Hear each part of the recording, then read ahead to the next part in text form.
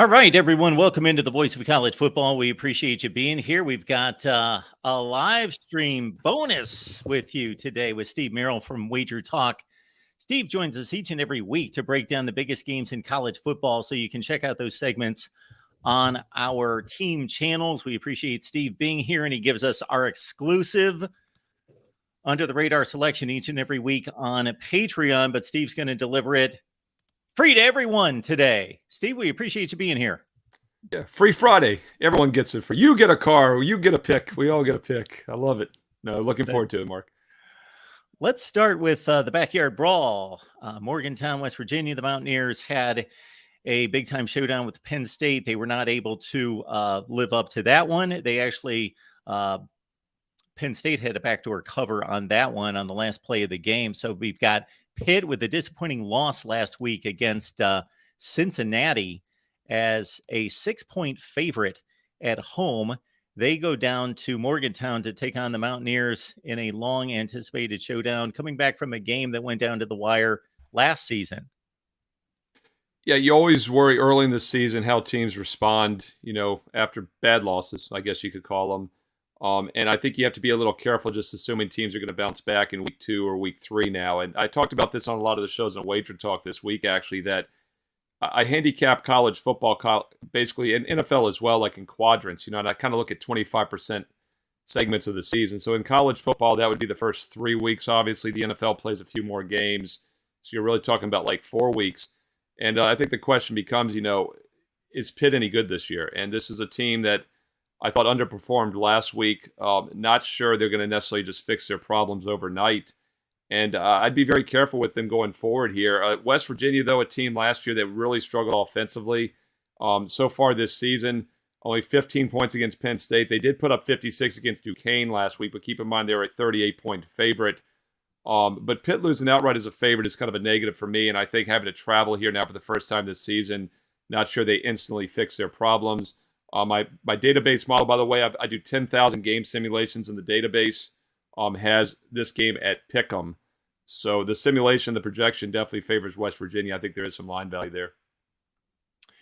Next up, Steve, we've got an SEC showdown as conference play opens this week in the SEC Week 3.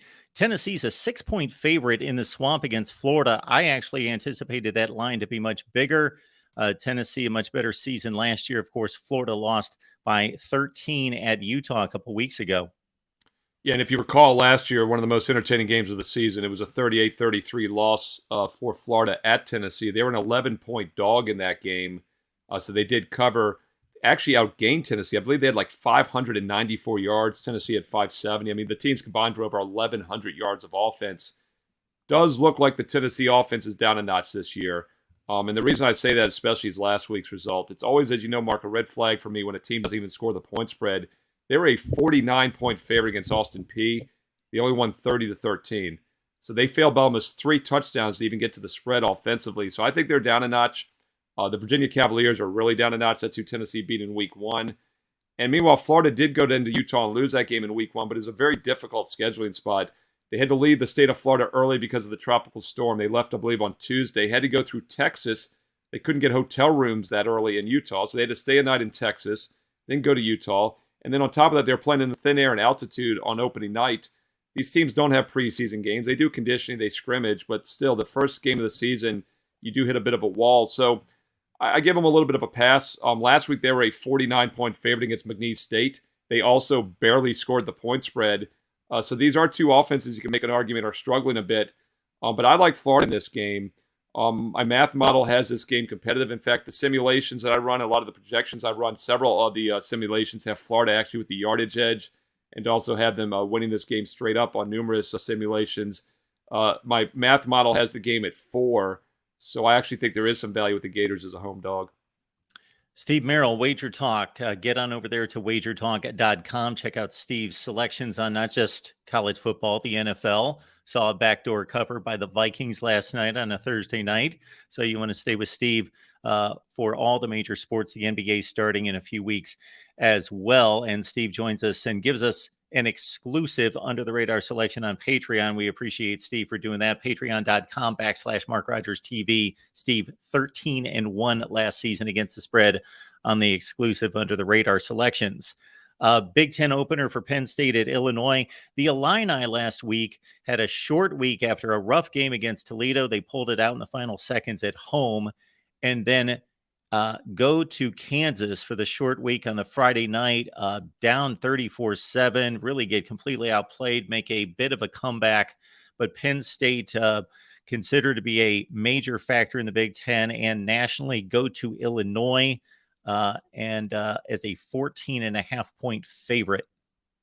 Yeah, first true road game of the season for Penn State. So that's always something that catches your eye. And they're back at home against Iowa. Your Iowa Hawkeyes, Mark. My Iowa Hawkeyes, the offensive juggernaut who's, by the way, aren't they laying like 35 this week or something? We might have to talk about that. But this is a Penn State team I think could be really good this year. I think they are a dark horse national title contender. And the reason I say that is because they play enough big games within the conference where if they can pull some upsets and things fall right, they're going to put themselves in a position to compete. Do they overlook Illinois? Probably not, especially after just coming off a Delaware game. They didn't have to really exert much energy. 63-7, they were a 44-point favorite last week. And as you mentioned, Illinois did not look great against Kansas on that Friday night game. Also did not look good against Toledo. They barely won that game in week 1, 30-28 as a touchdown favorite at home. So they're 0-2 against the number. Penn State is 2-0 both straight up and against the number. So these have been two teams heading in opposite directions, at least from a point spread perspective. Statistically, also, Illinois has given up over 6.5 yards per play this year. They've given up over 5 yards per rush. So Penn State, who's run for 230 yards a game so far, I think is going to control the line of scrimmage, and that'll be the difference in this one. And then on top of that, my database simulation has Penn State winning by about 16.5 points on average. So the line is a little short at 14.5. Now, 14.5, 15, 16, they're dead numbers. So there's not a huge bit of line value, but I do think the line's a little short. If this line drops below 14 or less, though, I definitely start liking Penn State more. The last time these two got together, they went 9 overtimes, but I think they still didn't even cover the over-under. It was such a low-scoring game, Penn State and Illinois. Steve, we've got another big road favorite with LSU opening again. SEC play, of course, the Tigers disappointed by their effort, giving up 31 straight in the second half to Florida State in that big week 1 showdown. LSU trailed in this matchup in Death Valley in the fourth quarter before having a huge fourth quarter to win going away. LSU a 9.5-point favorite at Mississippi State. Yeah, I like Mississippi State in this game. It reminds me a little bit of the Florida game that we talked about earlier. You've got a live home dog with revenge, and also the math model is favoring them. In fact, my database rescore simulation, 10,000 games run through the database, has LSU winning by only about 3.5 points on average. So there's some tremendous line value here, in my opinion. And look at the line reversal from last year. Mississippi State lost at LSU, as you mentioned, but they were a 3-point road favorite in that game. Now they're a 9.5-point home dog. You factor in home field each way, that's over a 2-touchdown adjustment from last year to this year. Now, obviously, the tragic sudden passing of Mike Leach kind of put Mississippi State's program in a little bit of turmoil, and I think that's the reason we've seen such an adjustment. But it's an over-adjustment, and once again, my math model makes the game around 3.5. So some definite line value with Mississippi State, and I think the situational setup favors them as well at home as a dog with revenge. Also, considering that Mississippi State was a 9-4 team last year, they bring back their prolific starting quarterback, Will Rogers, and most of their production on defense. They did have to survive an overtime scare against Arizona last week. Staying in the SEC, Steve, Georgia, the lines concerning Georgia and Ohio State and Alabama in recent years, it just seems like Vegas just says, regardless of who the opponent is, the points are going to be big. South Carolina has lost by at least 2 scores in this matchup under Kirby Smart, except for pulling off a major with a similar line upset in 2019 at Georgia. The Bulldogs have not lost a regular season game since 2020, a 4-score favorite at home against South Carolina. Yeah, my rescore model has Georgia by 29, lines around 27, 28. So, it's pretty much where it should be. The only way I would play it, I'm not going to use this game this week, but if I was to play it, I don't like to play big dogs that I don't think can win outright, and I don't think South Carolina can win this game.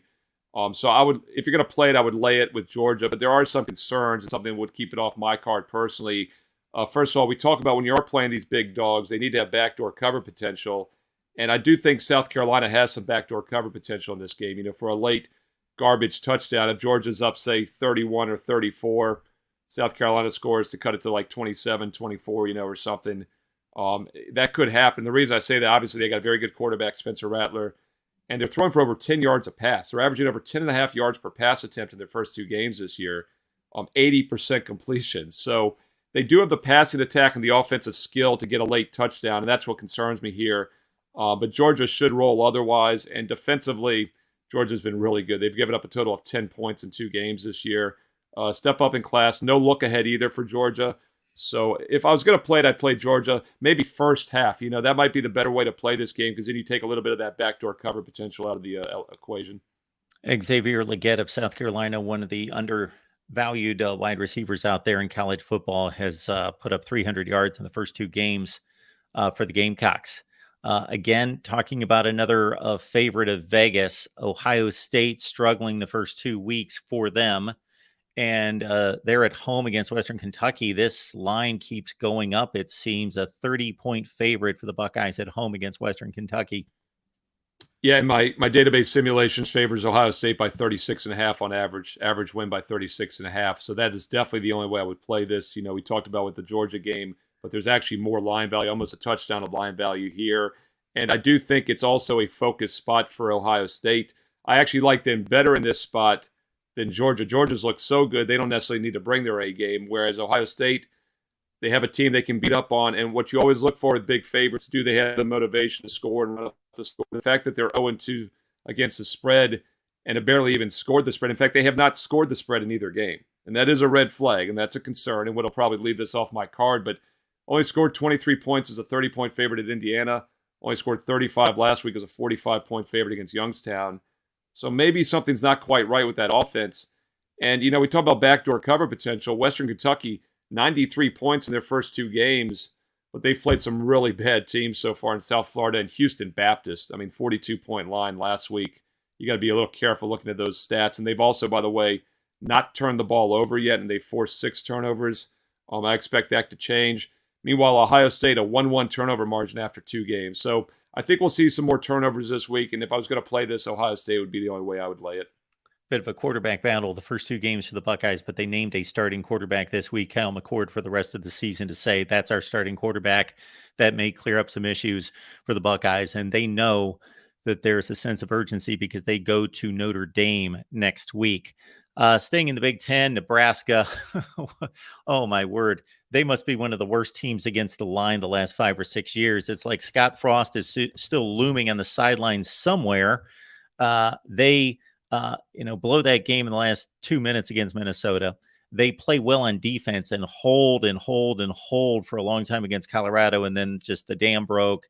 They get crushed at Colorado by 22 points. And now to see them against a Northern Illinois team that's coming off a 3-9 campaign as just an 11-point favorite at home, Steve. I like Nebraska. I haven't been involved with them either game this year, but I love the fact they've had what I think are somewhat misleading losses in the 2 games, because what that does is it sets up, value down the road. So the question becomes, Mark, do we get the value with them now at 0-2?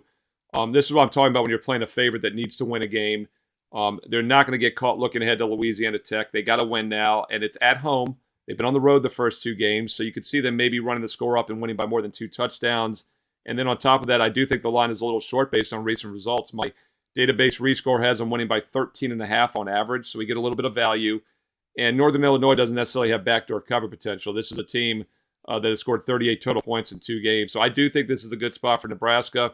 And turnovers can be so misleading, and that's what you look for earlier in the season. 8 turnovers for Nebraska, 4-1 deficit in each game so far, 8-2 total. And like you said, they hung with Colorado. By the way, they ran for 222 rushing yards in that game. So they should have some success on the ground once again here against Northern Illinois. And I also thought the Minnesota game could have gone either way. So a very misleading 0-2 start, both straight up. They did cover against Minnesota, but I think they covered this week against Northern Illinois. Folks, Steve Merril joins us every week from Wager Talk. You see the banner right there where you can follow Steve on Twitter, Wager Talk, as well as wagertalk.com. Steve drops by to break down the lines on all the big games across college football for us. So we appreciate Steve doing that. You can catch those segments on the specific team channels. And I roped Steve into going live with us today. So I I love it. appreciate Steve dropping by. This is great, Mark. And, the under the radar selection's done pretty well the last couple of years. So we'll try to keep that going. Patreon.com/MarkRogersTV. You get the under the radar selection exclusive there, but Steve's going to deliver it for all of us today. So this is one-time deal, folks. All right. I have often said, Steve, that anything over 3 touchdowns, as I've kind of tracked, nothing close to your database. This is just, me messing around on a couple notepads, tracking point spreads and saying, once that line hits like 20 or 21, it starts to get a little shaky in regards to at least my ability to pick it, because my thought is every coach is different in regards to how they handle a huge lead. Do they just keep the throttle down, keep going, or they just, hey, let's get to the bus as soon as possible?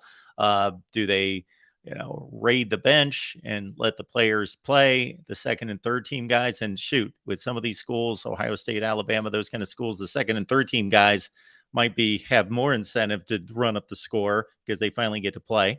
And then, you don't know what the motivation is on either side or the effort level. So I kind of stay clear. But we've got an Oregon channel, so we'll throw out the Hawaii at Oregon game as a 38-point favorite, with Oregon slipping by Texas Tech on the road last week.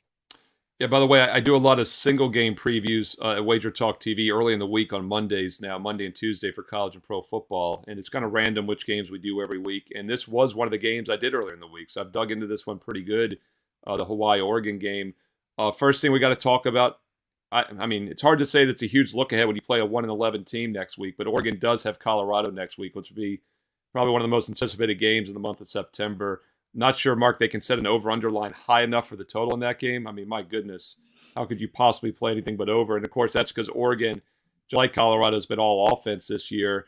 Oregon put up the 81 points in week 1 against an outmanned Portland State team. Very fortunate a cover last week. They're up by 1. They get a pick 6 with about 30 seconds to go to win that game. What was it, by 7 or 8 points as a 6-point favorite? They win by 8 as a 6-point favorite against Texas Tech.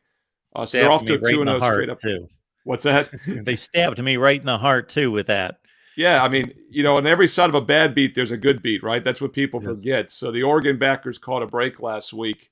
The defense did look shaky. And what has to concern you about Oregon is that, they're only up by 1, maybe going to lose that game if Texas Tech drives, but they had a 4-0 turnover edge and still barely won it. So I do think they're suspect on defense still. The question becomes, can Hawaii do anything about that? And I'm just not sure they can. They played a very mediocre Albany team last week, and they were only an 8-point home favorite, won that game by 11.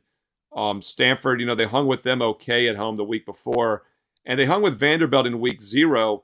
But keep in mind, they had time to travel, had time to prepare for that game. It's always difficult for Hawaii to travel to the mainland on a short week. And that's kind of what they have here now. It's a standard, 7-day week. So I think Oregon has all the edges. Maybe they get caught looking ahead to Colorado. I doubt it, especially after the lackluster showing.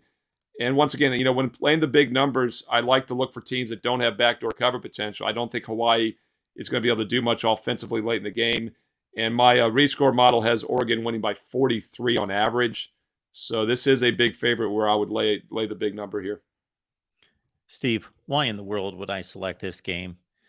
Yes, everybody's talking about Colorado and Deion Sanders, and they are the talk of college football. We saw what they did as a 3-touchdown dog against TCU, and then last week against Nebraska. And now Deion has found a motivational slant this week with Coach Jay Norvell of Colorado State making some kind of offhanded comment about whatever his hat and his glasses, right? That Deion's taking personal. So we've got Colorado at home as a 23.5-point favorite against the Rams of Colorado State. So, I mentioned the single game videos I do early in the week. I also do heading into every Friday, I do a top 25 preview at wagertalk.com. And this is the only week of the season, Mark. There are no top 25 head-to-head matchups. There's only been 3 all season. There was one Florida State LSU that first Sunday, and there were 2 last week. And that's how it normally is, as you know, because, a lot of non-conference games early in the season. We have a great card next week, by the way.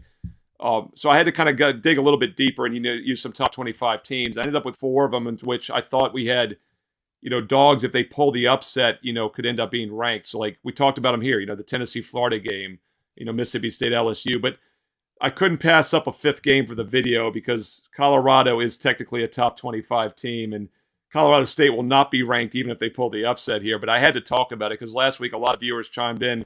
Why didn't you talk about Colorado in your top 25 video? They're ranked now. I mean, everyone's just infatuated by this team and this story, and it is a fun game to talk about. The over-under, as I mentioned earlier, there's only one way to play Colorado games, in my opinion. That's the over. Just set it and forget it until we see otherwise. They're all offense, no defense. As I mentioned earlier in the Nebraska analysis, Nebraska ran for 222 yards last week. They can't stop anyone. TCU had 42 points, over 500 yards. But Colorado's offense is for real. Very unique scheduling spot here in which Colorado State had their bye last week in week 2. I mean, it's the worst possible time to have a bye week normally. But it might actually serve them here because they've had an extra week to look at the TCU film, a little extra time to prepare. Question is, doesn't make any difference, though. They gave up 50 points to Washington State. My math model makes the line 21. The current line is 23.5. So there's a teeny bit of value. But primetime, as you mentioned, has the roll up the score mentality here, especially with an in-state recruiting rival. So I'm going to stay away from the side, but I like the over. It opened 59, went up to 61 this week. When I did my video for Wager Talk TV last night, it was 61. I like the over. Now it's 62.5, 63. So play it earlier sooner than later because it's going to continue to climb. And I can't imagine the public's going to play anything but Colorado in the over in this game. And Steve, you mentioned the Colorado-Oregon matchup next week. The week after, it's Colorado-USC. Whew. So just... Yeah, normally, Mark, I'd say this is a huge flat spot, right? You go from being, a dog against TCU, a slight favorite against Nebraska. You got Oregon and USC on deck. This is the definition of a sandwich spot. And the fact that we're getting a rival underdog with some line value, you're like, boy, the Colorado State would normally be a play, but I'm not going to touch it because Colorado's not the normal team, right? You got to kind of throw all the notes and all the trends out the window right now with them. And like you said, the fact that he found some little offside comment by Norvell to get the team pumped up, they could get that late touchdown. They're good enough offensively to do it. Steve Merril at Wager Talk. Get on over there. Check out Steve's money management system. And Steve covers all the sports, Major League Baseball in play, as well as we head toward the playoffs, wagertalk.com, of course, the NFL as well. And we appreciate Steve delivering his under the radar selection exclusive to the Voice of College Football. So this is like, folks, consider this is like you're walking down the street and you find a wallet laying on this. This is what this is today here at the Voice of College Football. Not to put too much pressure on Steve because he extended his streak last week. Yeah. I just had to verify this. You took Oklahoma minus the 15.5 over SMU. Yeah, they won by 17, 28-11. Never in doubt. We squeaked it out. So we're on a 14-1 run now, Steve, on the exclusive under the radar. Everybody listen up. And again, we don't want to put too much on Steve because that pace is ridiculous and will not be maintained. It's like, Nick Saban's or Urban Meyer's 92% winning percentage. It just can't be sustainable for too long. But Steve delivers his under the radar selection, patreon.com/MarkRogersTV. Plus, hey, I'm maybe just slightly above chopped liver at 27-14 against the spread, and you get my picks there as well. Steve, what do you have for us this week? Yeah, first of all, I've got 5 best bets right now, personal best bets that I'm using at wagertalk.com, including some games we covered here in the video. Some of the games we talked about here are games that made my best bet card. So I don't want to duplicate any of those and give them out here as the premium play since we already talked about a lot of games. And yes, it's the ultimate kiss of death, obviously, that I went 13-1 last year and now started off 1-0 this year. Now we're doing it for like 10 times more people to see. So I don't want to say fade this play, but it'll probably not win for that reason. I'm that superstitious, so we'll see what happens here. But no, look, there's lots of good games on the card. I'm going to go ahead and choose one in which this is the definition of under the radar. And it's a game not many people are going to be talking about, but I think we get some line value. And I talked about big favorites I think they can blow the other team out, and that's Wisconsin. Early game at 12 noon Eastern. Let's take a look at the Wisconsin Badgers, and let's lay the minus 20 in this game. Opened at 15.5, and even though they lost outright as a favorite last week, They've been bet up now to 20. The sharp money is on Wisconsin. I agree with it. I think the line was way too low when it opened. In fact, my database simulation, 10,000 game simulations, has Wisconsin winning by 25.5 points on average. So we do get some nice line value. And I also talked earlier about misleading losses, right, and slow starts. Wisconsin, 5 turnovers, none forced in their first 2 games this season, include a 3-0 turnover deficit last week in which they outrushed and outpassed Washington State, but lost the game on the scoreboard as a road favorite. I like the bounce back spot here. It's also the first true road game of the season for Georgia Southern. Now, you and I remember, Mark, Georgia Southern used to be a triple option attack back at the 1AA days. They do throw the ball more now, but a huge step up in class. I still don't think they have a lot of backdoor cover potential. And I think defensively they're going to struggle to stop Wisconsin. So this has the makings of a domination on the line of scrimmage, misleading loss, motivation to run up the score at home, and line value. So it all adds up, I think, to a solid play on the Wisconsin Badgers -20, and that kicks off early at 12 noon Eastern on Saturday. Wisconsin lost as a substantial favorite 2 years in a row to Washington State for one basic reason. They did not hang on to the ball. There was a strip sack for a touchdown, like a 3-yard walk-in for a bam, there's 7 points right there. They had another strip sack at midfield, or as well, actually Wisconsin was approaching the red zone, and then Wisconsin had cut it to 24-22. They had all the momentum going, fumble. And so 3 huge fumbles for Wisconsin last week against Washington State. So we expect the Badgers to start hanging on to the ball. Steve, we appreciate it so much. I just get so much out of these conversations, learn so much, and we would love to have you back. We will have you back each week, but in regards to maybe hitting you up with some questions concerning just, the way the game's played and some of those questions I've hit you up with in the past concerning the odds and how it all comes together. So, Steve, we know you've got a 3 o'clock, so we appreciate you stopping by. And good luck this weekend.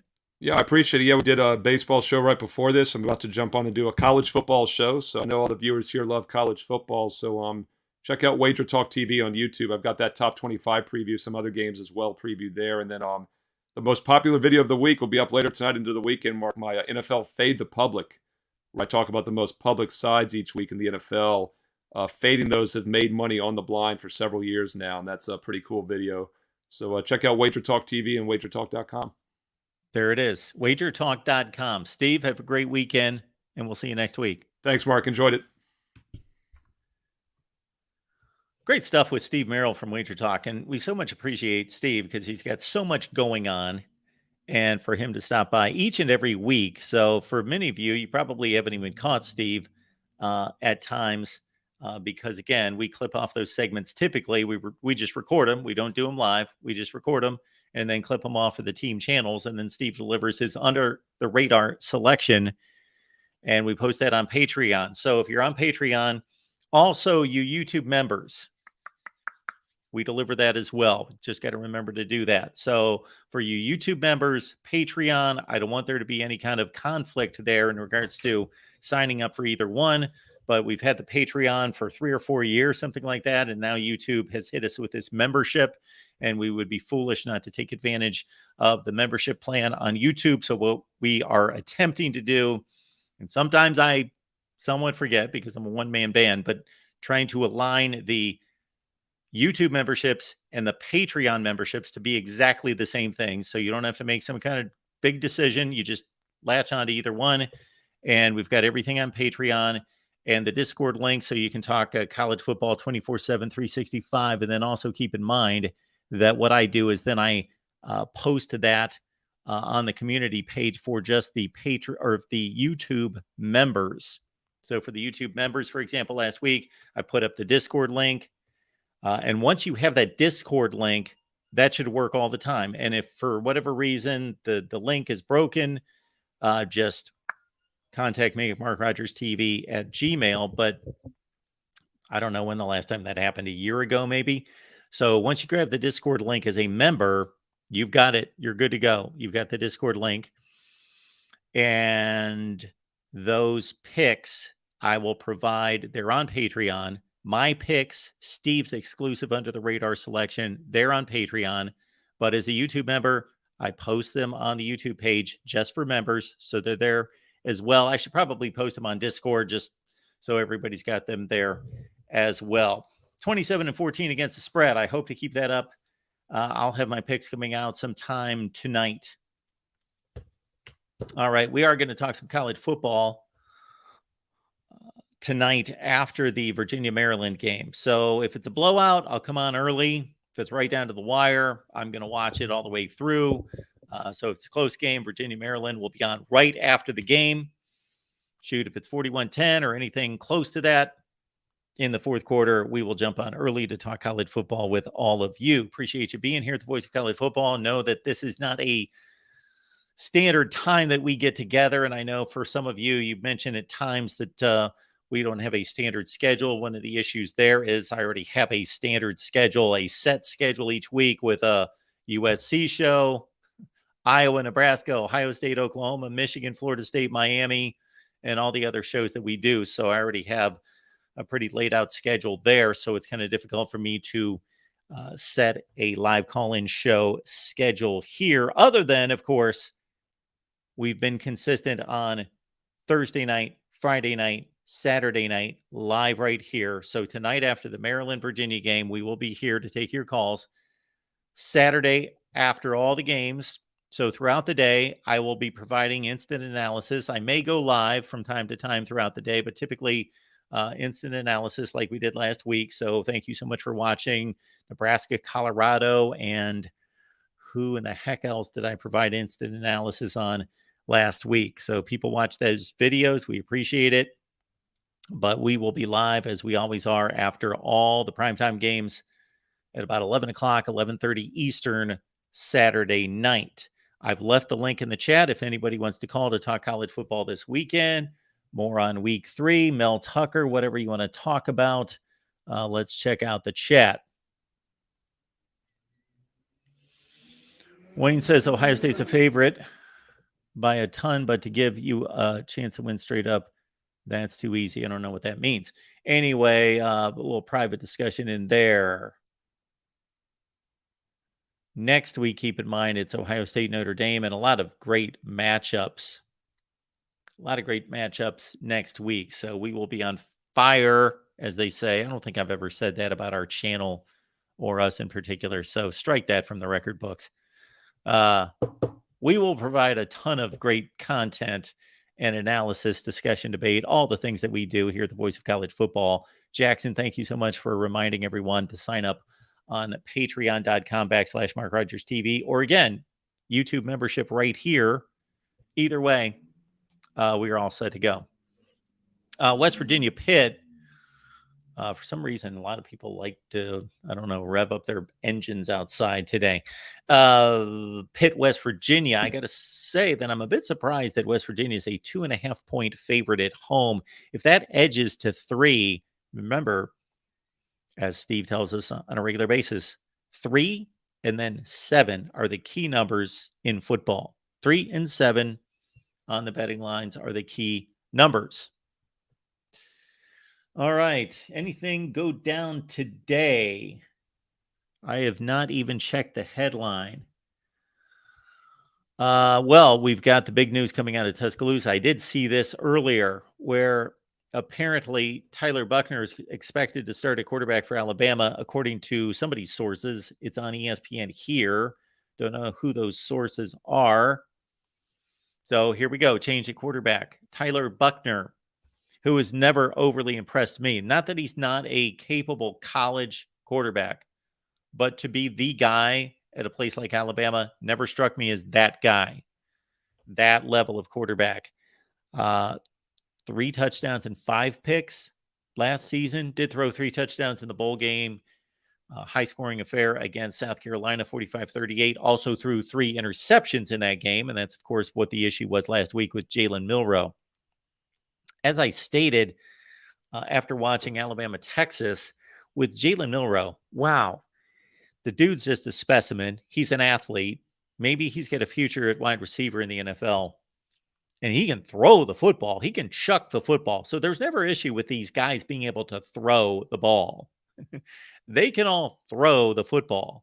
Like if we had them all out here, we took them out to a high school football field and just started chucking the ball around, we wouldn't be able to tell I don't believe, except for there are guys that have elite arm talent. So they've distinguished themselves in certain types of throws. But basically, if you took any Power 5 quarterback and numbers of group of 5 quarterbacks out and we just saw them throw a football around, we wouldn't be able to distinguish who's better than whom for the most part. For the most part, obviously, the better quarterbacks are a little bit more accurate. It's more about decision making. It's about making the right decision, and it's about the accuracy under pressure, under the pressure of a full stadium, the pressure of a pass rush, the pressure of the coverages confusing and showing something that wasn't on tape. All of those things, you throw all of those factors in that I consider to be the result in all of that is that quarterback's the most difficult position to play in sports. The hardest single thing to do, I believe, in sports is hit a baseball in terms of just one skill set. But if you take all the skill sets involved of playing quarterback, it's the most difficult thing to do. There's just so much to process. You got to know where everybody on the field is, and you got to process so much so quickly and make a decision. And it's not like chucking the football in the backyard. You got to find a passing. You maybe right then that was the throw to make, but you know what? Some big ugly was right in your face because he's getting pinned back by a defensive tackle, and you've got 600 pounds in your face, and you couldn't make that throw. So now you got to make another quick decision to do something else. Toughest position in sports to play.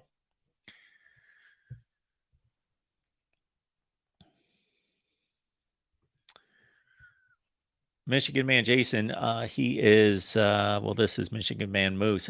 Very happy that Michigan is unveiling their new lights Saturday night against Bowling Green on the Big Ten Network. Desmond says Bama better win. Darn it. Well, if they don't win this game against South Florida, people have said all week, why is Bama playing at South Florida? It is a bit mysterious. Since when is the last time Bama played a road game at a group of 5? I don't know that they ever have. I don't know that they ever have in history. Recent, back 100 years ago, half these games were against high schools. So, but I'm talking about maybe post World War II.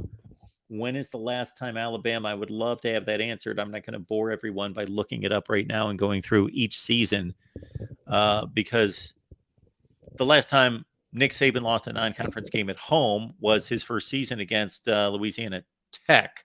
I always get these mixed up.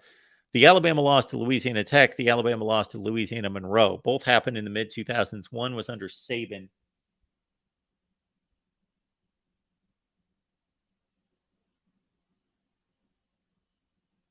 2007, Saban lost to Louisiana Monroe en route to that 7-6 season. Okay, before that, they lost to Louisiana Tech. They lost to Louisiana Tech, I think, when I was down covering Alabama football. This was in the late 90s. They had a horrendous game against Louisiana Tech. Anyway, Alabama going on the road to take on a group of 5. This is all about recruiting. Just Alabama playing in Florida. That's all this is. Alabama wants to go to Florida and make a little recruiting stop. Bring in some recruits. Check us out in an NFL stadium. This is where you're going to play anyway. You're going to be playing in this stadium. Anyway, I believe South Florida is still playing at the Tampa Bay Buccaneers Stadium. Alabama can sell the recruits. Hey, we're the best school to get you to this stadium on Sundays.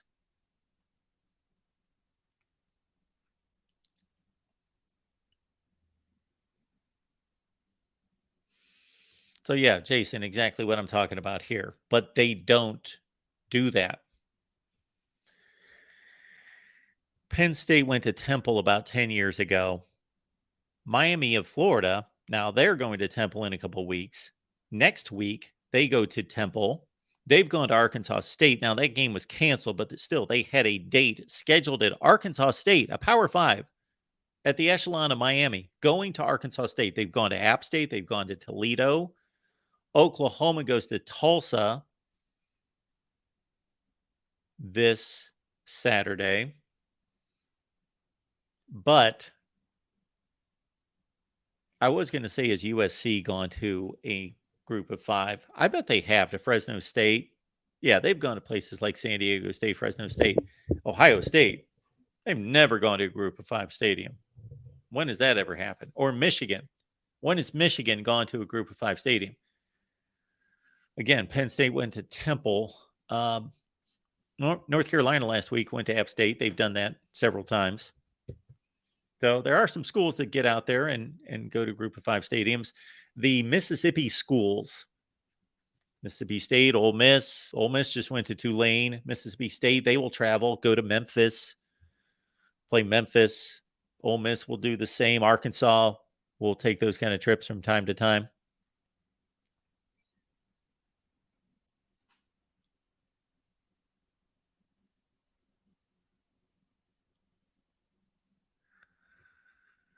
Yes, South Florida did play the Western Kentucky team that Ohio State plays this week. I believe the final was 41-24 in that one. And we've got a call coming in from Go Dogs. So let's take that call. Welcome into the Voice of College Football. Hey, Mark, I just wanted to ask what you thought of the fact that Iowa's a 28.5-point favorite, and if it's even possible for them to score that many points. I'm telling you. Steve just said it was like 35. Is it 28.5? It's 28.5. They're giving Western Michigan. Iowa has – so I thought, okay, what if Western Michigan scores 6 points? Okay, I'll give them 6 points. That would mean that Iowa has to score 35 to cover.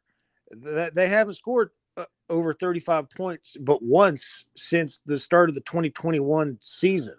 I just don't. Someone must know something I don't, because I would never put any money on Iowa to score more than 3 touchdowns.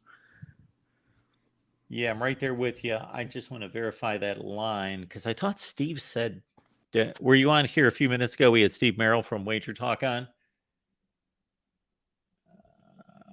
So I thought he said 35, which would be completely ridiculous. But we'll stick with this 28.5 number.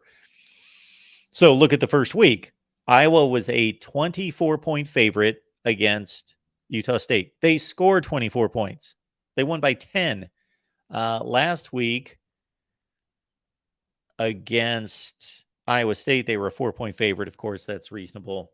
And they barely covered. Yeah, I'm right there with you on that. We got to figure, though, that Iowa does score more defensive touchdowns than anybody. Now, that's kind of hard to sustain, but they have sustained it. But it can't be consistent. You can't count on defensive touchdowns. But they did have a pick 6 last week. They scored 6 last season, 6 defensive touchdowns. They had 2 against Rutgers.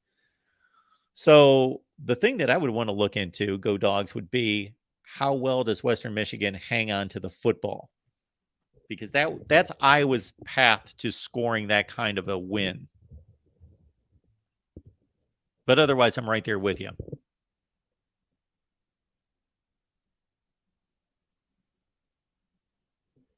Go Dogs, you still with me? I think we lost Go Dogs. I'm here. Can you hear me? Oh, I'm sorry about that. Now we got you. You back. I don't know if you heard all that, but I did. I heard everything that you were saying. And what I was going to say is, if Western Michigan wants to keep the ball on the ground, they may not turn the ball over that much, but if they actually go out there and, try to run everything they have in their playbook, then they could throw some interceptions, I guess. And, last week, Iowa only scored 20 points. And, one of those, like you said, was a defensive touchdown.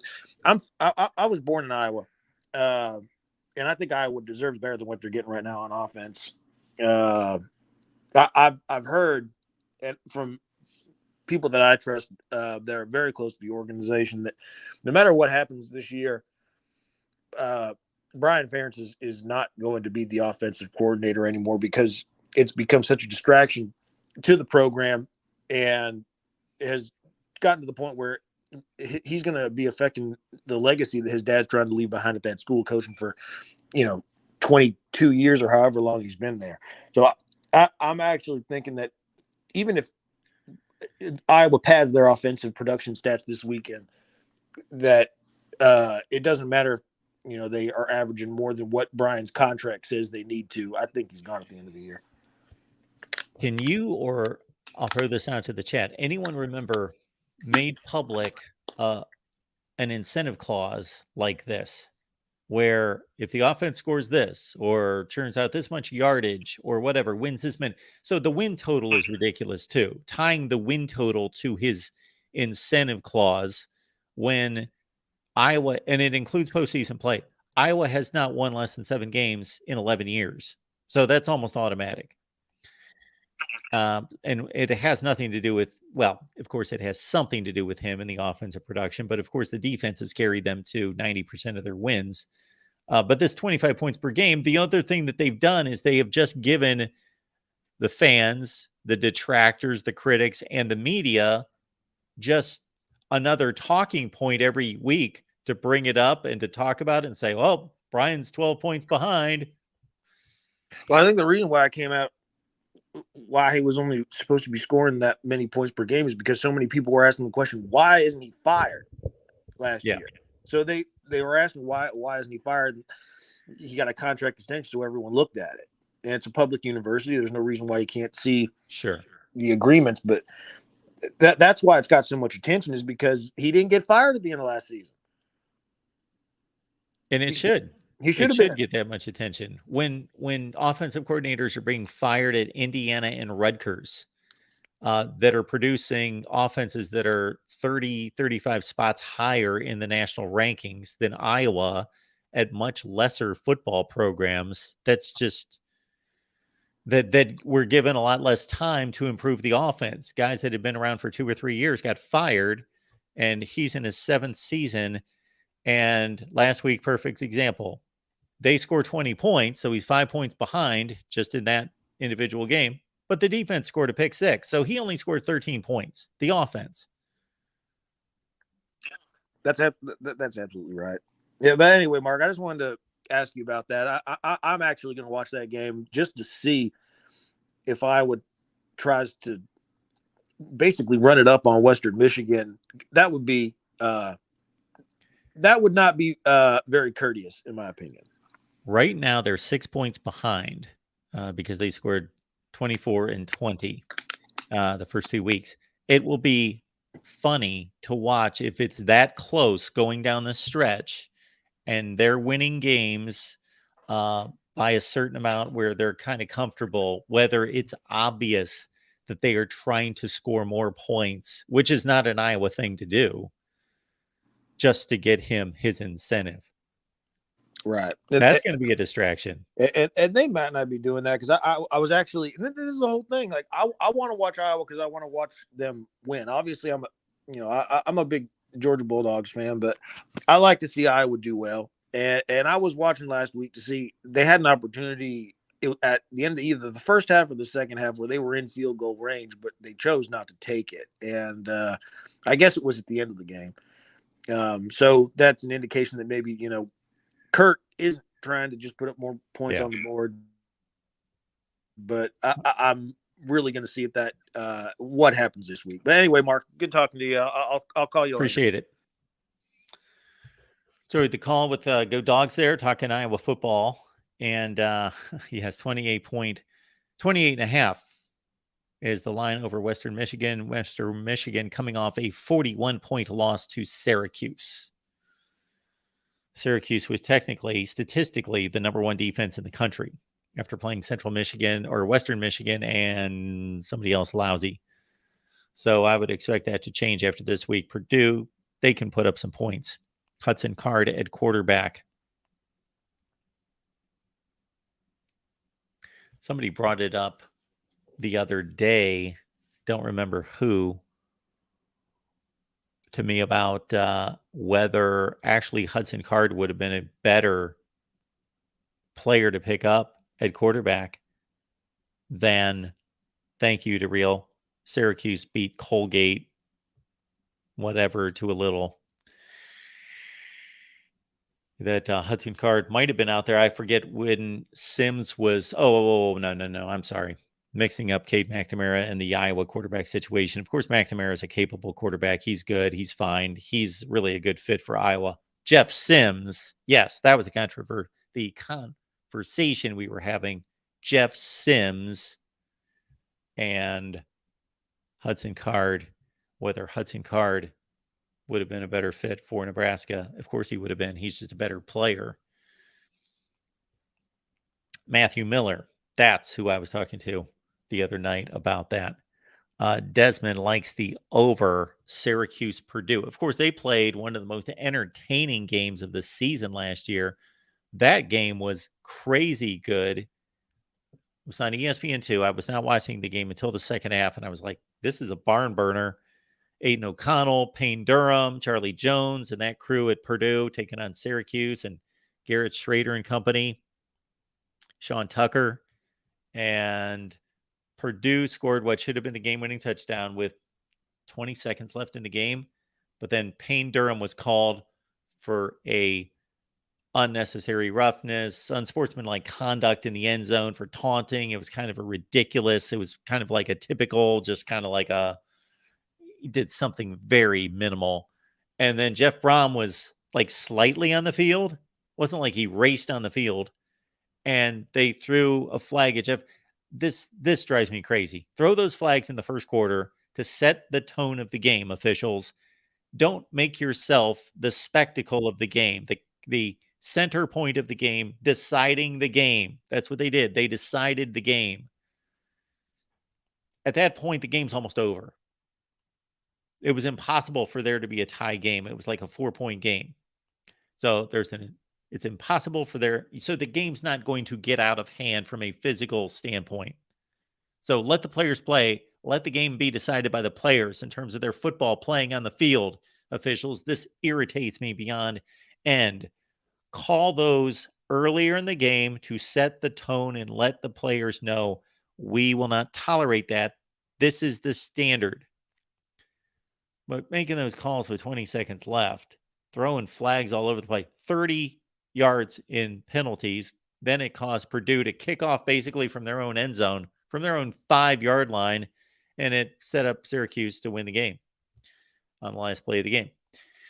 We got the real MVP stopping by. Hey, the real. Hey, Mark, how you doing this Friday afternoon? I'm doing just fine. How are you? I'm doing good. Well, it's week 3, and it's kind of weird to talk about it this early, but the trend has continued for a few years now. Coaches get fired pretty early on in the season, Mark. Yep. What are some names of coaches that we could see get fired this week or next week? Let's see. It might be just a shade early to fire Matt Rule. Just kidding. So who do we have out there that's disappointed heavily? I'll throw a few names out there if you want All right, to. You get us started. Jeff Hafley. Oh, yes. I would like to put a little bit of the hot seat on Dave Aranda. Okay, I get it. I'm not there, but Jeff Hafley, yes. Okay, so how come you're not wanting to put the hot seat on Dave Aranda yet? He won the Big 12 championship 2 years ago. You're firing a guy 2 games into a season, 1 year removed from winning the Big 12 championship and going to the Sugar Bowl and going 6-7. That's, I know that's not successful, but they did go to a bowl game and they just lost to Utah, who's a really good team, barely. Okay, I guess, but I think that 2021 Sugar Bowl win was more attributed to Ole Miss quarterback getting hurt. I think that was Matt Rule's team. I don't think that was Dave Aranda's team. And I'm just not buying the Dave Aranda stock. I know before the Mel Tucker situation, people were thinking Mel Tucker was on the hot seat. So I think that same standard should be applied to Dave Aranda. I get it. But at the same time, Yeah, I just think we pull the plug on these guys way too early. And Dave Aranda, yeah, regardless of what happened with the Sugar Bowl, he can't control who gets hurt in the game. They won the game, and they had already won the Big 12 championship. So, Okay, man, Big 12 championship, you win 6 games, then you get fired after 2 games. let me throw a few more names out for you. Sure. Eli Drinkwitz. Yeah, I've been kind of subtly calling for him to be under scrutiny for quite some time. He has a worse record and was given more time than Barry Odom. I don't understand the fascination with him. He seems like a great guy to have a cold beverage with and, kick it around with. He seems like a fun guy, nice guy, all of that. No results. They barely slipped by Middle Tennessee State coming off a 7-touchdown loss to Alabama. So, yeah, they're not a good football team, and he's not really done much. His recruiting classes the last couple of cycles, though, have shown to be good in the rankings. But again, he's under 500. And I know this coach is only in his second year, but Brent Pry, the head coach of Virginia Tech. Yeah, I think that we also have to understand what these schools thought about their situation going into these hires. And I think Virginia Tech's very understanding that Justin Fuente left that situation in a bad place. So I think he's fine. Okay, maybe next year because there's just We lost you there for a second. been just But I'm right there with you on Halfley and Drinkwitz. Okay, that's good because with the recruiting class coming up early and stuff like that, coaches get fired early, which is crazy. I mean, if you would have gone 5 years ago and told somebody, "Hey, people are going to get fired in week 4, week 5," I mean, they would have thought you're crazy. Yeah, there's all sorts of Jeff Collins and Scott Frost and Clay Helton and on and on and on. And like you say, with Halfley, the distinction I'll make between Halfley and Aranda, obviously from a winning standpoint, it's not close, but Halfley to go 3-9 last year, and Boston College schedules in such a way that they basically have gimme wins in non-conference play, and now any Power 5 can have the kind of game that Boston, or some can have the kind of game that Boston College had in week 1 against Northern Illinois and almost had against Holy Cross. But when you come off of 3-9 and then you have 2 consecutive FCS and low group of 5 opponents do that to you, it's obviously just not anywhere close to where it should be. I completely agree. Now, the big name that I don't know if he'll get fired is Jimbo Fisher. Yeah, he was the first person I thought of when you brought this up. He should be fired. Can they pay the buyout? This is the way I look at this, and it might be a little simplistic. I don't know all the ins and outs, but Auburn, Wisconsin, Florida State are 3 schools in particular that have anteed up significant buyouts in recent years, especially Auburn with Malzahn and Harsin in the span of 3 years, less than that. The number that Auburn has anteed up is just, I don't know what the number is. I've seen it. I don't remember it. It's crazy. 40 million, something like that. Well, your bankroll's not my bankroll. That's somebody else's bankroll. And that Texas A&M bankroll is on the high end. So if those schools can come up with the money that's, in Auburn's case, north of 30 million, I would think that that's equivalent to 50 or 60 million. I'm just taking a guess for Texas A&M, and a 7th season for Jimbo Fisher. And they're serious about football. And you talk about a school that is serious about football and the money without getting the results. They have to be the number 1 example in their history and recent history of being a school that's committed to winning in football, but doesn't do it. It's they're in some respects the biggest embarrassment in the country from that aspect. I completely agree with you. Now, I saw a coach that surprisingly made comments about retirement, especially for his young age, and that's Lincoln Riley. Yeah. What do you think about those comments? Is he floating out the water of I'm just stepping away from the game altogether, maybe looking at NFL jobs? Like, I think he's way too young to be even contemplating retirement, but yeah, I just thought he was invigorated by this USC situation, and I didn't exactly I didn't look at his comments firsthand. I heard them secondhand from other viewers and so forth. So I didn't look at them exactly to see what he said. It's also a strange time to be talking about it in season. right. Well, he was basically like saying, I've got a few years left, or I've got other things I want to do in life. I don't know what they are, but it's just weird to make that type of comment. And, you've got a great quarterback. They've got a chance to win the national championship, make noise this year, and for the coach to say that is more of a distraction. What's the purpose behind this, Mark? I'm just confused in general. Yeah, for a guy that, from all indications of Oklahoma and USC people that I know and trust and tell me how things are conducted at those places, he's paranoid about everything else, about any kind of intel getting out. And so he's very transparent here about his thoughts. I'm sure coaches have all sorts of thoughts about their careers and how long they're going to last and what they may plan down the road. But to verbalize that, so during an interview with Graham Bessinger, Lincoln spoke on retiring young, saying, yeah, I'm on the clock. I don't know how I'll feel in a few years. When I became a head coach so young, I became a head coach at 33. So that was probably 7 years ago. He's probably 40 now. My mindset was always like, if I can make it to 50, because there are other things I want to do. Yeah, I don't think that you verbalize that. I don't think that's really good for the team. I don't think it's good for the program.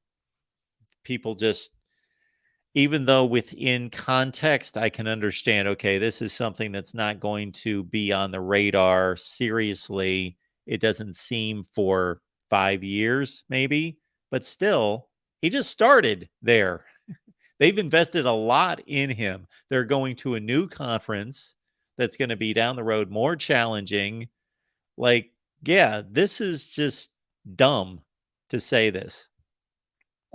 Right, and especially with all the legendary coaches being old, I thought Lincoln Riley and Kirby Smart would be kind of the two guys that took college football after your Sabans, your Brian Kellys, those type of people retire. But, I mean, just say if I go another 10 years, not even being so sure about that, I mean, maybe it's a leverage play, but I just don't understand it at all, Mark. But anyway, that's all I got to you. Fight on to Lincoln Riley and his retirement home. Nice, Derreel. Derreel with the closing bid. He's done a nice job with turning a negative into a positive. I forget what the wager was between Derreel and I believe Tim and the USC guys. And so Derreel has to say fight on. I thought that expired at the conclusion of the offseason going into this 2023 season, but apparently it has not, and Derreel has had fun with it. And I now look forward to Derreel's closing line on the phone calls about fight on. We will fight on here at the Voice of College Football. Just hours ago, we posted a Pitt, West Virginia backyard ball preview with Mike Ostie from West Virginia Now, Pittsburgh Now. Check that video out. It's right here on the national channel. Tennessee, Florida preview, Minnesota, North Carolina preview. So that is my intent every week, is to preview the biggest and the best games in college football. We also did Georgia and South Carolina off the top of my head. We've got our weekly shows featuring Ohio State, Michigan, Nebraska, Iowa in the Big Ten, West Virginia, Oklahoma, and Texas out of the Big 12 for now. USC out of the Pac-12 for now. Oregon, we've got an Oregon live show with Exploring with Ben and the crew. They're on Wednesday night on the Oregon channel. Hopefully you'll lock in on that. Clemson live with Jordan Bowman and Tiger Paw Craven Thursdays. So we've got a litany of shows to feature here at the Voice of College Football. Rush and Ryan, and I might have screwed that up. Probably Ryan and Rush. They do a fabulous job. They do a great job. I took in their first show here at the Voice of College Football. They're on the West Virginia channel every Wednesday night at 8 o'clock Eastern time. Might be 7. Turn on the notifications to know when they go live. But a great show on West Virginia football. And, of course, we will have West Virginia postgame. We will have postgame all over the place with a number of teams tomorrow. We are happy to announce also that Best Damn Media will be hosting our Ohio State postgame starting this weekend, starting Saturday. So after the Western Kentucky game, check out Ohio State postgame right here at the Voice of College Football on the Ohio State channel with Best Damn Media. So we are pleased to get Ohio State covered.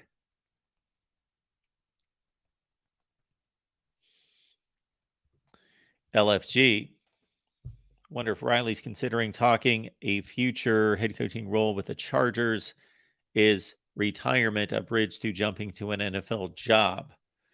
Well, if it is, then he wasn't really being forthright there when he says other things to do. Well, if you retire from football, truly retire from football, and then you go into banking, well, okay, I'll consider that a retirement from football. You didn't retire, but he was pretty clear about, I want to do other things, or there are other things I want to do. But it would be misleading if he said this, and then that just meant a jump to the NFL. That's the same industry. It's the same profession. But again, this is the guy, when asked whether you're going to be the head coach at LSU, and he says no. It should have been asked of him in hindsight, are you going to be the coach somewhere else? But nobody knew about USC, or very few. LFG does this all the time, and I appreciate it. Like number 15. So he's showing everyone, hey, I like the video. Please like the video. I'm only number 15, which really stands out when, if there's, let's say, 200 people on here and it's only like number 37, to let everyone know, hey, please hit the like button. It helps us grow the channel, build the channel. Like, that's the simplest thing, easiest thing you can do is just please hit the like button. It helps us build the channel. YouTube just likes it. They want to see, in addition to the views and the duration of viewing, the like button to be hit. That tells them people do like this video. Not that they turned it on and fell asleep, or they walked in the other room and they could care less and it just got some views. So thank you for that. Yes, Dave Aranda, one bad season. I understand that he did inherit Matt Rule's team. However, that's what happens when you're a head coach. You inherit somebody else's team. Now, he was placed in a good position, but he's only had, one. And by Baylor standards, I don't even consider that a horrible season. It's not a good season because Baylor has one of the more interesting runs of football history, recent history. Let's say since I tend to reference since about 1980 because that's when I started watching. But I don't want to frame it that way because that's my own bias. But I tend to go back to around, not that I don't know what happened in the 70s, because I certainly do, and before that. But Baylor at that time, interestingly enough, in 1980, had a big breakout season and went to the Cotton Bowl, where they lost to Alabama 30-2. Picked up a safety, one of the odder scores you will see in a bowl game. 30-2 in the Cotton Bowl. They lost to Alabama that year, but they had a big season. And since then, they've been all over the place. They've been a top 10 team. They've had their 2014 seasons. 2013 was a big year for them as well. They went to the Fiesta Bowl. They had the season 2 years ago. They had some high moments in the 80s, but then they've just, even beyond the Art Briles shenanigans, I'm being kind with the shenanigans word. I should be a little more heavy-handed. Just the atrocities there under Art Briles. That's more accurate. Even besides off the field issues, both with men's basketball and football, Baylor's had an uneven football history, very unique football history. If people would watch the videos, I would love to delve into each school's football history and really put it into context. But most of you are not into those kind of videos.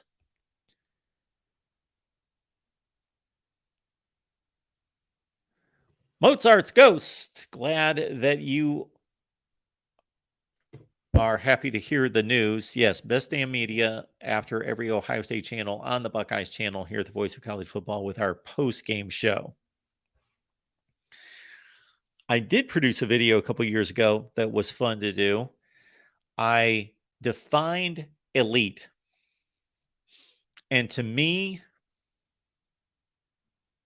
now let me put it this way. I do not consider this to be elite, but the video was basically, when was the last time these programs were down?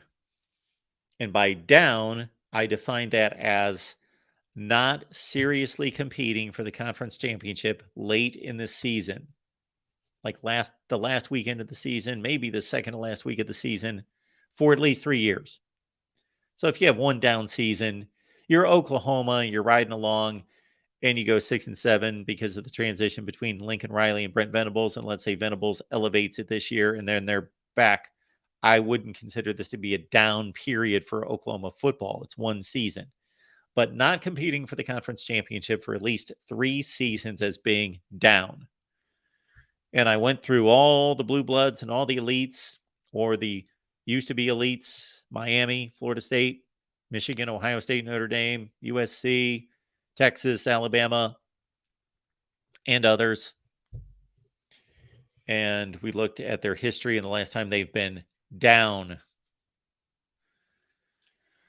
So Texas is trying to get back from being down. They've been down a long time. By that definition, they've been down since 2009.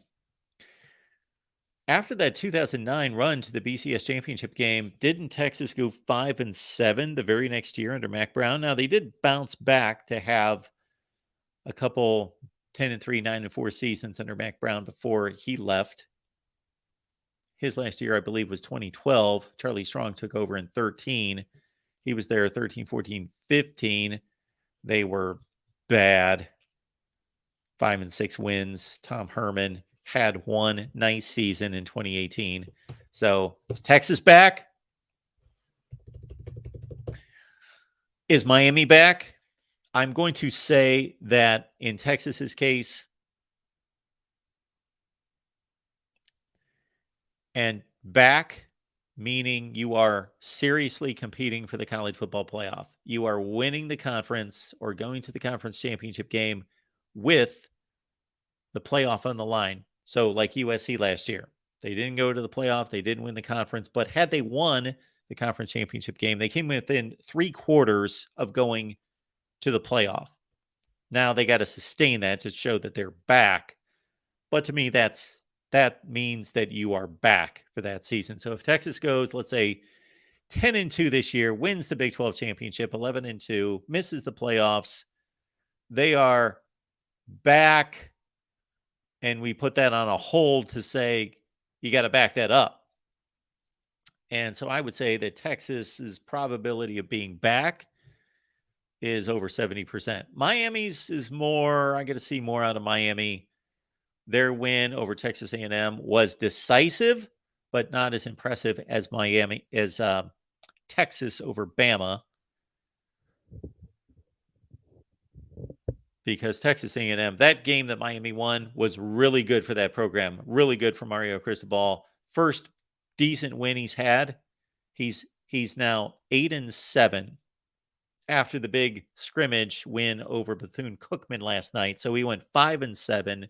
Now he's 3-0. So he's 8-7 as the head coach of Miami. And out of 8 wins, that's the first one that moves the needle at all. Miami's best game last year was against Georgia Tech. That was really their biggest win. They were just deplorable last year, just atrocious. So I do think that the win by Miami over Texas A&M is more about Texas A&M's dysfunction than Miami breaking through. But I do think that that's a very positive direction. They won decisively. They at one point closed out the game basically at 41-16. So they won decisively, dominant at times.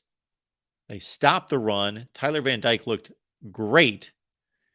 The pass protection was phenomenal. And more than anything, Miami got hit with adversity by their own making.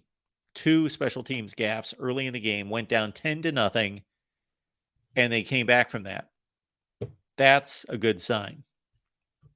Good sign for Mario Cristobal and the Canes, which reminded me, I was thinking about producing a video. Yes, Christopher, thank you so much. Texas was 5-7 in 2010. And I defined being back. Yes, those I was going to say West Virginia. Baylor coaches Kevin Steele and Guy Morris. Oh man, LFG, I know you would. And for those people that love that kind of stuff, they love when we dive into history, just like we did all the national championships. We did them back to Did we do the 70s? I don't think we made it through to the 70s. We only went and revised the national championships through 1980. We got to do the 70s. So next off season, we'll pick it up. I got that list right here, actually. This is the revised list of college football national champions. So yes, we went back to 1980. Georgia's confirmed in 1980. 81, Clemson confirmed. 82, Penn State. SMU, you get a national championship for 1982 as well as Penn State. 83, 4 teams won the national championship. Auburn, Texas, Nebraska. Your resume is just as good as Miami's, if not better. We're actually better. So 1983, Miami.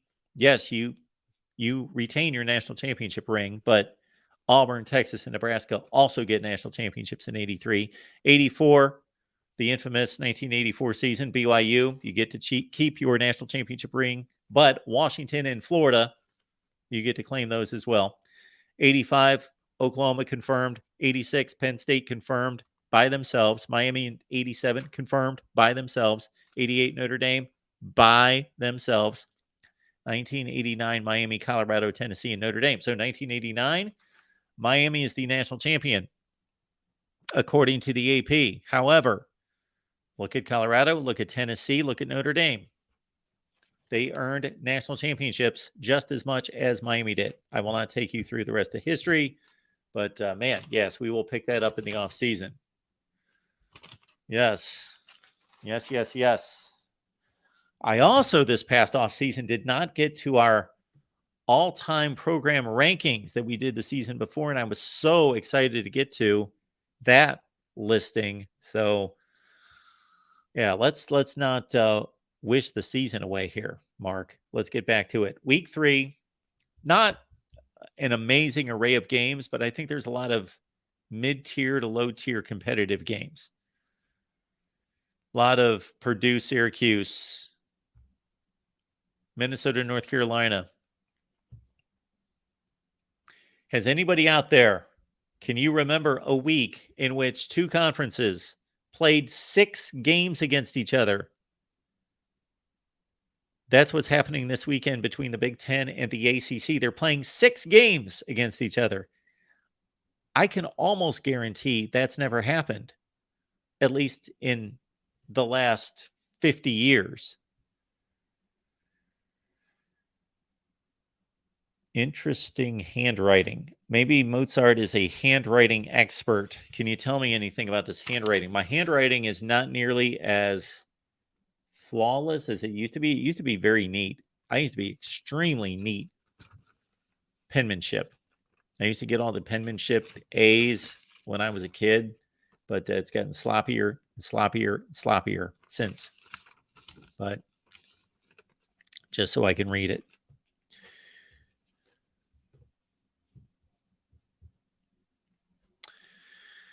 Yes, if only you could see the backdrop and the behind the scenes look here at the Voice of College Football.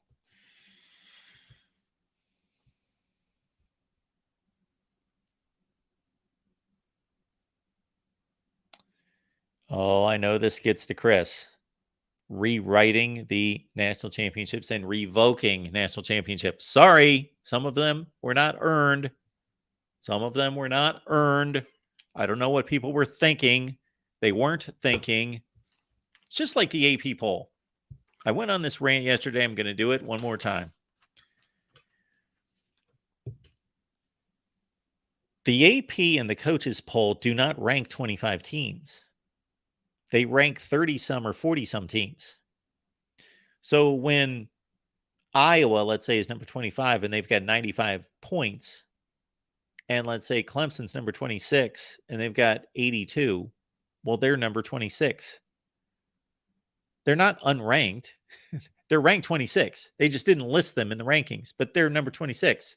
And there's a number 27 and 28 and 29 and 30. That's the stupidest thing in the world, to call anybody who received points in the poll to be unranked. They're not unranked. They have a ranking.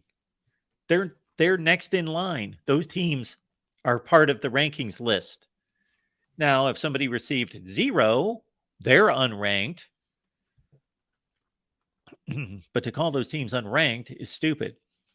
Also, we've got a fallacy with the rankings in regards to crediting teams and programs and coaches with ranked wins. And I displayed that last night during the show. For example, last year, Minnesota went 9-4. They had just as good a record as other teams that finished ranked, and a better record than South Carolina and maybe somebody else that went 8-5. But Minnesota's not ranked. So if we're evaluating PJ Fleck's career, the last 2 years, they went 9-4 and had just as good a record against just as good a schedule as some other teams, but they didn't finish ranked. So the comment would be made by some to say, well, PJ Fleck didn't finish ranked in 2021 and 22. Well, that's not his fault. His team was good enough to be ranked.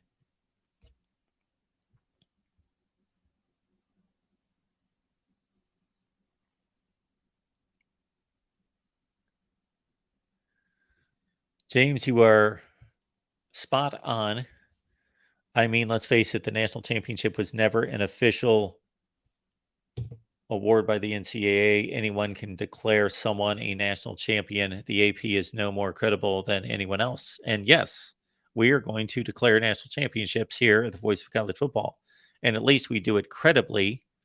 I'm not saying it's perfect or flawless, because there are difficult decisions to make because it's not all standardized. Also, yes, let's understand that we've got a post-game show after West Virginia Pitt. So after the Backyard Brawl, you will want to be on the West Virginia channel. We've got Joey Foster. We appreciate Joey filling in for Country Roads, who will be at the game. So Joey filling in for the post-game after the Backyard Brawl, which should be a heck of a game. West Virginia is a 2.5-point favorite against Pitt. We've got Georgia Tech post game, Georgia, Alabama, Tennessee, Texas, West Virginia, Oklahoma, Notre Dame, USC, Oregon, and again, Ohio State for the first time by Best Damn Media. Penn State post game coming your way. after their game against Illinois. Iowa, Nebraska, also post-game. So basically, if we have a team channel for that team, then you'll want to go to that team channel for your post-game. But if we don't have a team channel for that particular team, then you can get it right here on the national channel.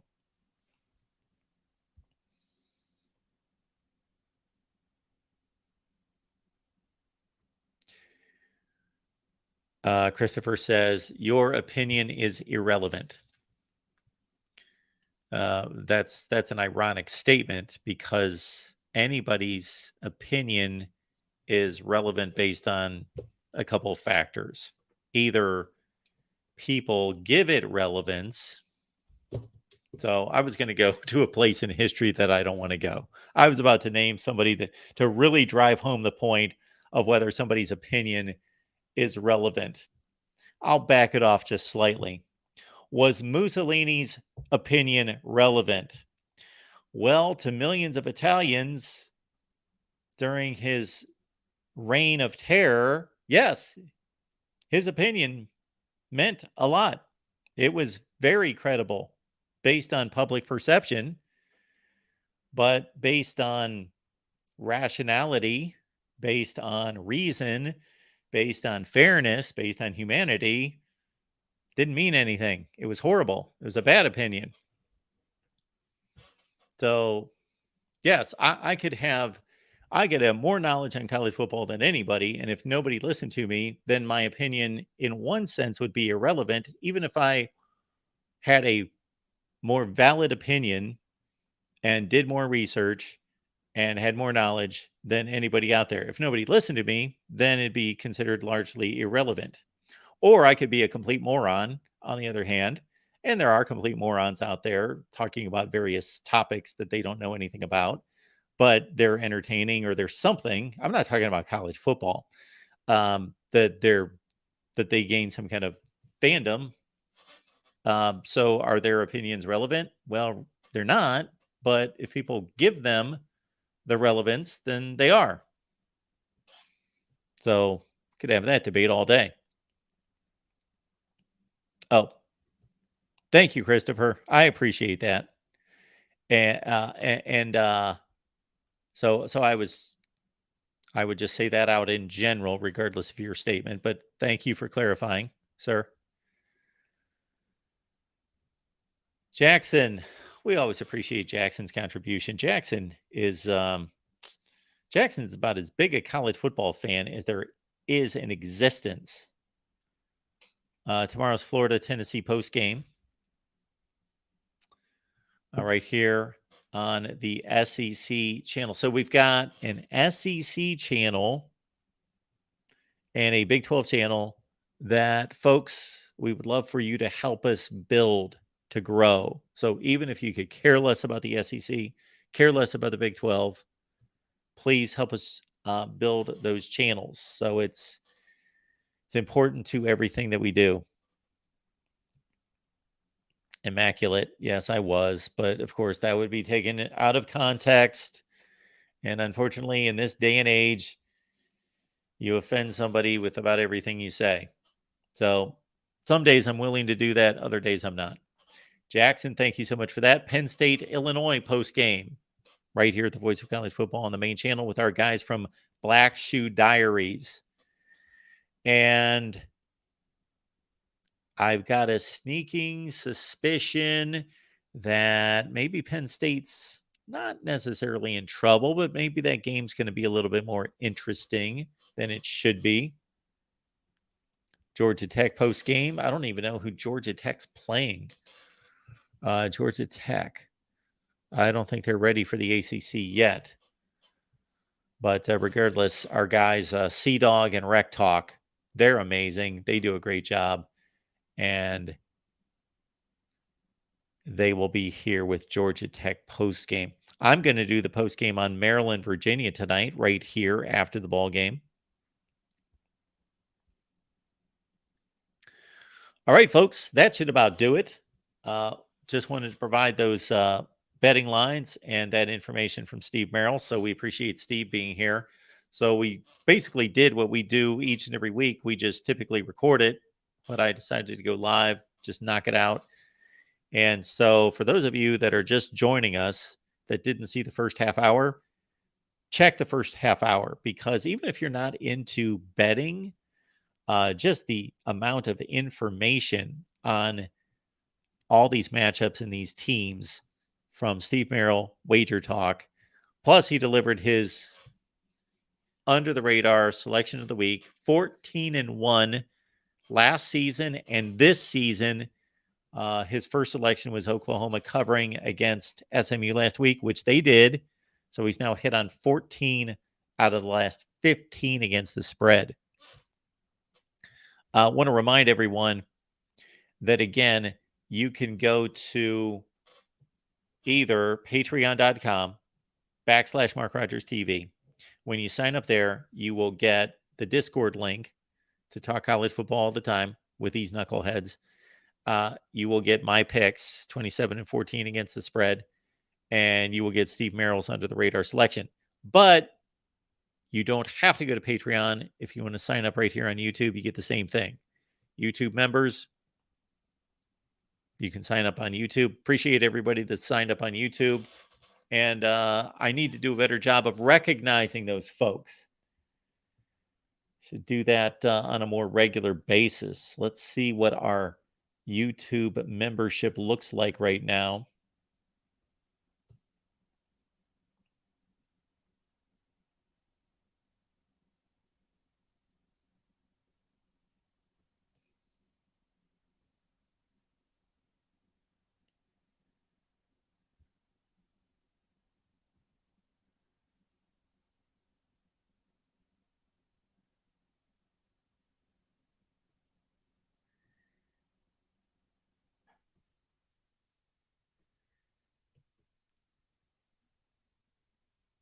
YouTube members, we appreciate you. We've got David.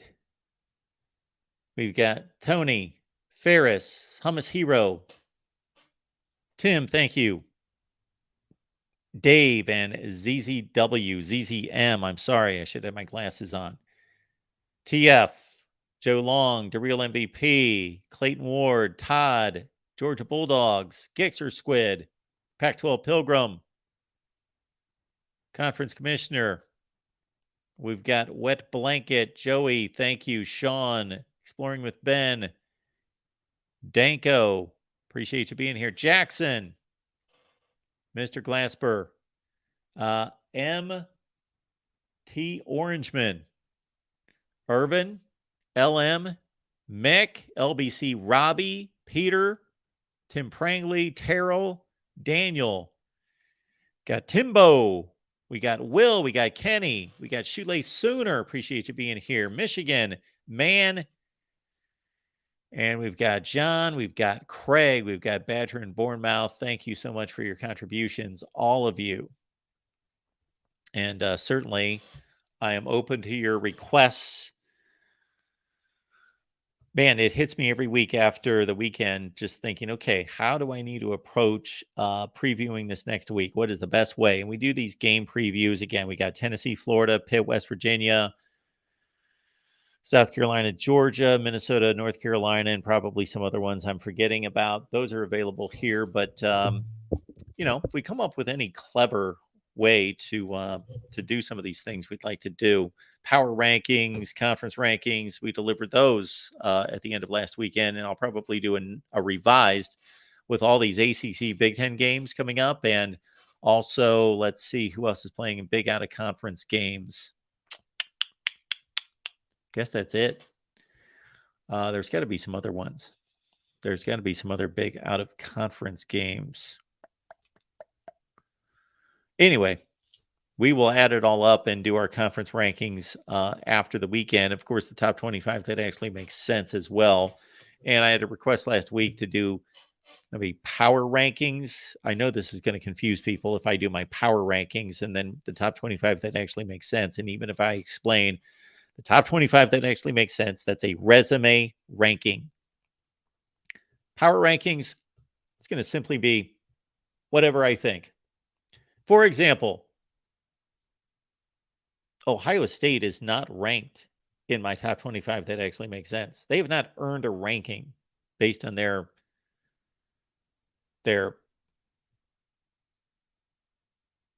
mediocre efforts against Indiana and Youngstown State. However, do I believe that Ohio State's one of the 25 best teams in the country? Yes. So they would be in my power rankings.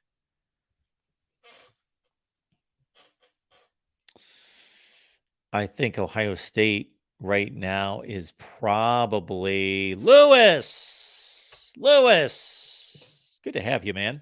Lewis has been around a long time, too. Lewis, great to see you. I will not give you the big welcome that I was about to, because that's for people that I've never seen before. But Lewis, thank you so much for your YouTube membership. That is great to hear. And we will provide everybody, again, same benefits, YouTube, Patreon. You'll get the picks. You'll get the Steve Merril pick. You'll get the Patreon Discord link, all of that. So thank you for that. So you don't have to be weighing those back and forth. Mozart's Ghost, more about what do you see and project. And what got me thinking a little bit more about this weekend is I've got two platforms that have asked me to do a podcast every week. One would be College Gridiron Coast to Coast. And they've got and once they approached me this summer about doing a Big Ten podcast, if you would see the list of other podcasts that they do and with the people involved, you would say, I looked at that list. I was impressed with the people that are involved. We're talking about some people that have big platforms out there that do podcasts for them. So I churn out an audio podcast for them each week. And then we've got another one that I'm not going to announce right now because I want to be able to find the actual platform online and the app to pass that along. But I have to knock out a 30-minute podcast for them each week as well. And while I was doing this, and this is just me just spewing forth college football information out of my mouth, not a lot of preparation, that I thought maybe I should do kind of a weekend wrap up here about all my big takes on the college football weekend. So maybe that's something we will do starting this next weekend.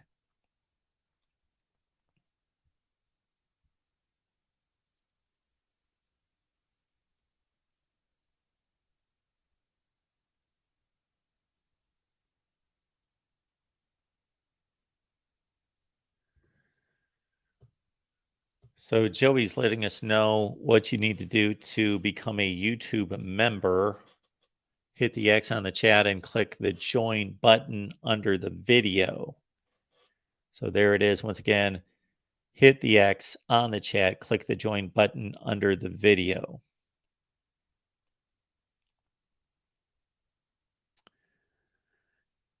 And then certainly next week, guys like our buddy Michael here.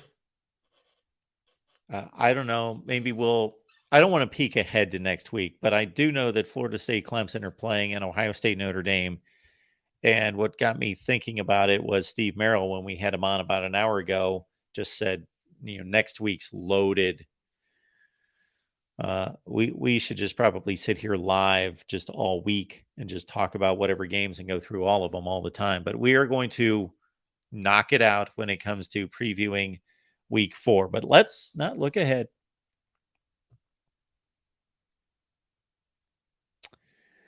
All right, folks. Maryland, Virginia tonight. The Terps look to go to 0-3 to 3-0. The Cavaliers would be going to 0-3 if that happens. Maryland's a 14-point favorite. Again, after Maryland and Virginia, we'll be right here live taking your calls tonight. And if it's a blowout, we will come on much earlier. All right, folks, appreciate you being here at the Voice of College Football. Check out all the content we've got provided.